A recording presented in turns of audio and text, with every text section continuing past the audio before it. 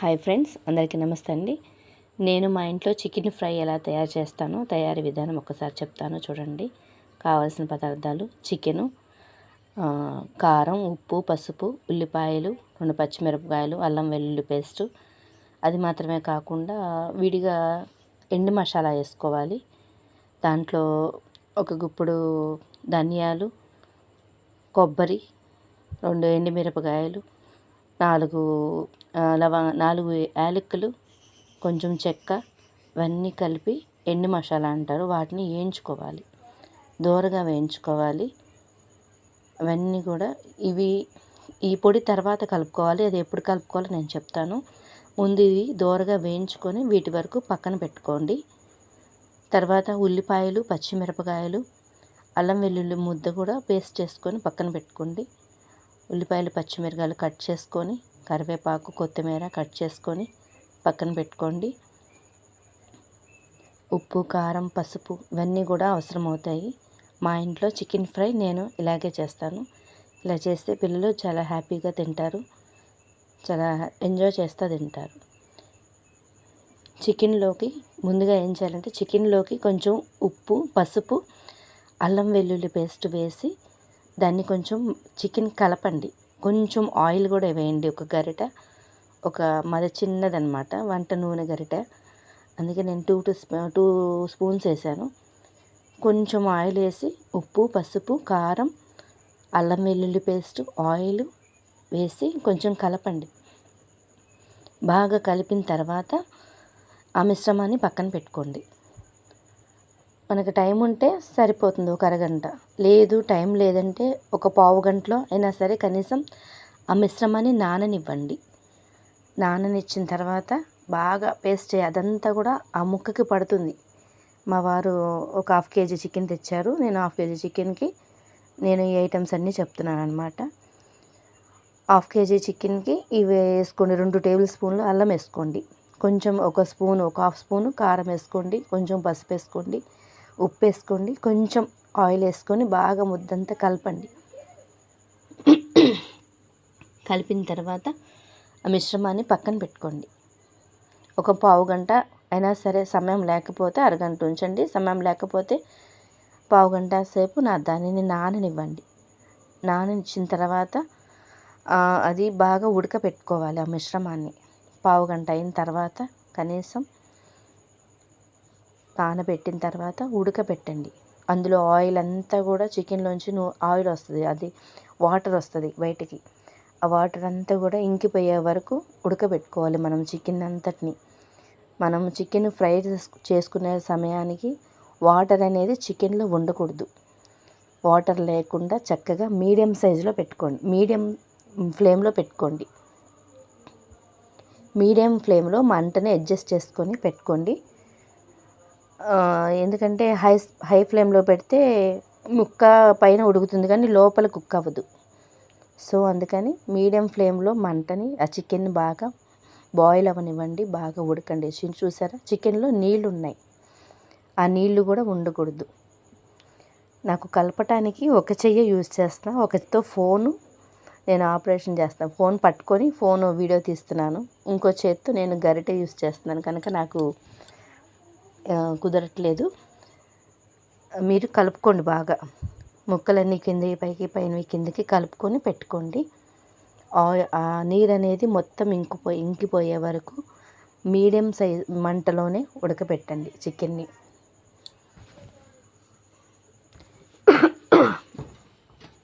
తర్వాత వేరే పొయ్యి మీద వేరే బాండీ పెట్టుకొని మనము దాంట్లో ఒక 50 గ్రాముల వరకు కనీసం ఆయిల్ పోసుకొని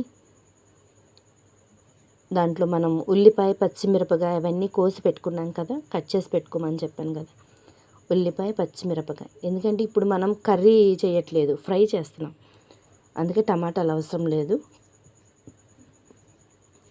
ఉల్లిపాయలు, పచ్చిమిరపకాయలు, నూనె వేడైన తర్వాత ఉల్లిపాయలు, పచ్చిమిరపకాయలు వేసి దోరగా వేయించండి. ఎప్పుడు కూడా మంట హై ఫ్లేమ్లో పెట్టద్దు, మీడియం ఫ్లేమ్లో పెట్టుకొని ఉల్లిపాయలు, పచ్చిమిరపకాయలు వేయించండి ఫ్రెండ్స్. అవి దోరగా ఏగితేనే టేస్ట్గా ఉంటాయి, మాడిపోతే టేస్ట్ ఉండవు. సో మనం కొంచెం నిదానంగానే తొందరపడకుండా చికెన్ ఫ్రై చేసుకుందాం. ఉల్లిపాయలు పచ్చిమిరపకాయలు వేయించండి, బాగా దోరగా వేగనివ్వండి.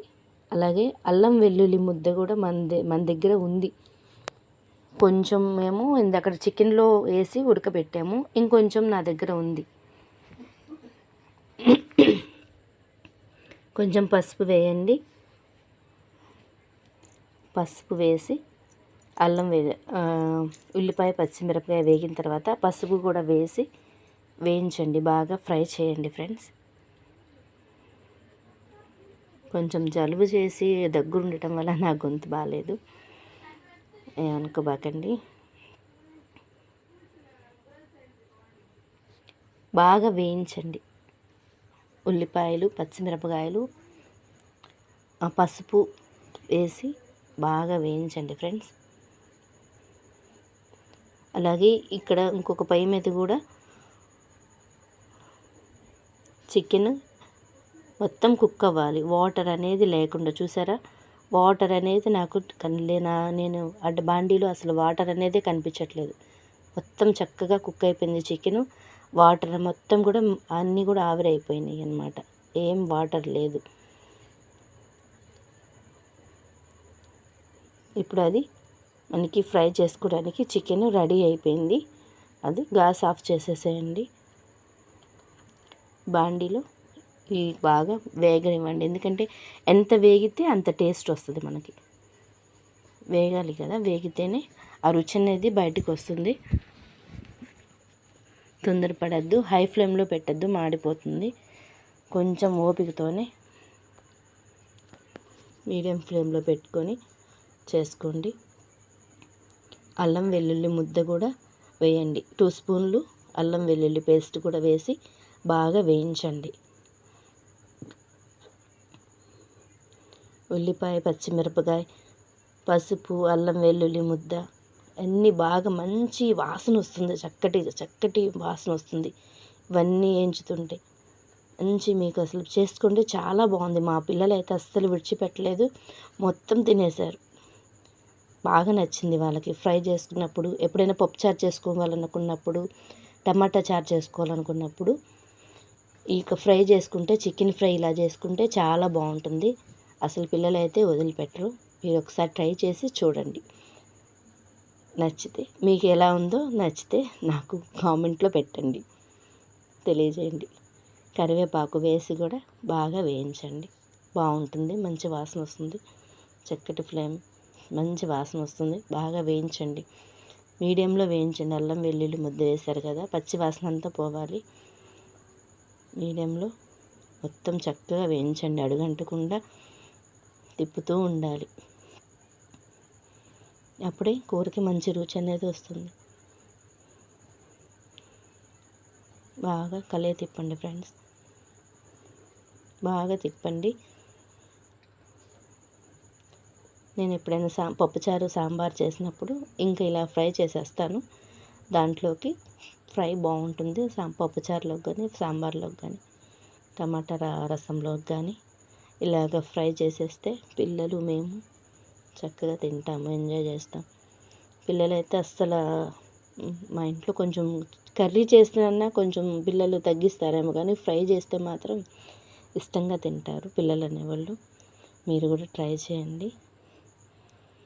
ఇప్పుడు అది ఫ్రై అయిపోయిన తర్వాత ఉడకబెట్టినటువంటి చికెను బాగా మెత్తగా ఉడికింది. నాకు చికెన్ మొత్తం కూడా అందులో వేసేసేయండి, ఆ బాండిలో వేసేసేయండి. వేరొక బాండిలో చక్కగా ఉడికిపోయింది, మొత్తం వేసేసేయండి. దాంట్లో వేసేసి చక్కగా తిప్పుకోండి. ఒకసారి తిప్పండి, బాగా తిప్పండి ఫ్రెండ్స్, బాగా కలపండి. సౌండ్ బాగా కలపండి ఫ్రెండ్స్, బాగా కలపండి. కలిపి చక్కగా ఇప్పుడు వేసిన మసాలా అంతా కూడా చికెన్కి పడుతుంది.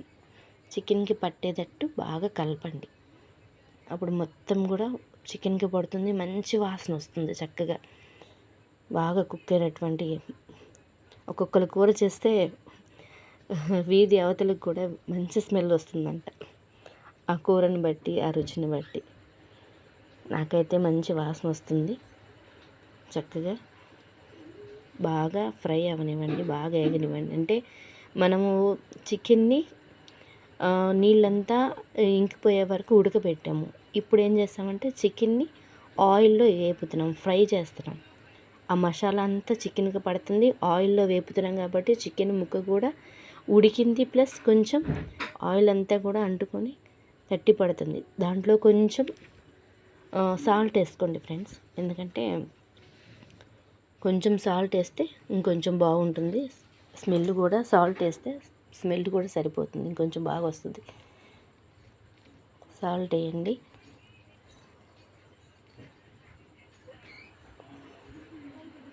చూడండి, ముక్క అంతా ఉడికిపోయింది. మీకు గరిటెతో చూపిస్తున్నాను చూడండి. ముక్క అంతా కూడా చక్కగా ఉడికింది, ప్లస్ ఆయిల్లో వేపుతున్నాం కాబట్టి చక్కగా ఆయిల్లో కుక్ అయిపోయింది. కారం కొంచెం యాడ్ చేసుకుందాం, ఎందుకంటే ఫ్రై కాబట్టి కొంచెం ఉంటేనే, కారం ఉంటేనే బాగుంటుంది. స్పైసీగా ఉంటే సాంబార్లోకి వాటిలోకి బాగుంటుంది. అందుకే నేను కొంచెమే యాడ్ చేశాను. ఎందుకంటే మనం ఆల్రెడీ కారాన్ని మనం చికెన్తో పాటు వేసుకొని మొదట్లో కలుపుకున్నాము, ఉడకబెట్టుకున్నాము. చికెన్తో కలిపి మనం దాన్ని బాగా ఉడకబెట్టాము. సో అందుకని ఇప్పుడు నాకు కారం ఎక్కువ పట్టదు, కొంచెమే పడుతుంది. అందుకే కొంచెం కారం వేసాను, కొంచెం ఉప్పు వేసాను, కొంచెం కారం వేసాను. అది ముక్క పట్టనివ్వండి. ముక్క పట్టిన తర్వాత బాగా ఒక్కసారి కారం వేయంగానే ఎప్పుడైనా గుర్తుపెట్టుకోండి, వేయంగానే తిప్పకూడదు, పచ్చి వాసన ఉంటుంది. వేయంగానే ఒక్క 2 or 3 minutes ఆగిన తర్వాతనే తిప్పాలి.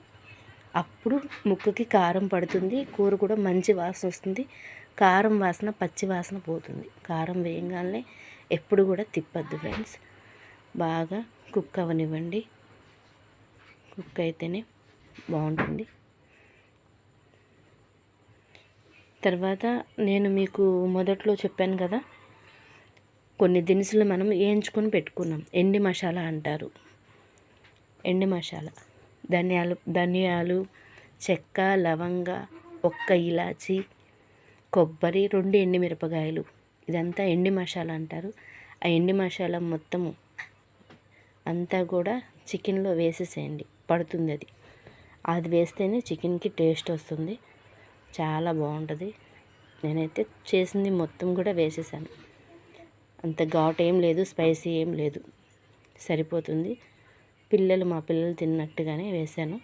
ఒకవేళ మీకు కావాలనుకుంటే కారం ఏమైనా తగ్గించుకోండి, కానీ నేను వేసింది మామూలుగా మాకు సరిపోయింది. అంత ఎక్కువ కారం ఏం లేదు, స్పైసీ అంతా సరిపోయింది. ధనియాల పొడి అవన్నీ కూడా మిక్స్ చేసేసి మిక్సీకి వేసేసి పొడి తీసుకున్నాం కదా, అంతా వేసేసి దాంట్లో కలిపేశాను. 2 నిమిషాలు అది వేసిన తర్వాత 2 నిమిషములు ఆగి కొత్తిమీర, సన్నగా తరుక్కున్నటువంటి కొత్తిమీర ఉంది కదా, అది వేసుకోండి.